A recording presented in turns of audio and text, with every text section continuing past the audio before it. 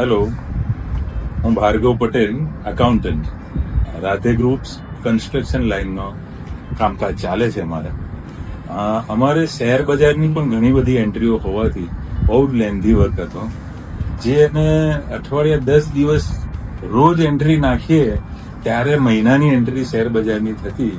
જે આ ઈ ડોક એપ દ્વારા અમે જે એકાઉન્ટિંગ એન્ટ્રી કરવાનું ચાલુ કર્યું તેમાં માત્ર 1-1.5 દિવસમાં 10 દિવસનું કામ થઈ જાય.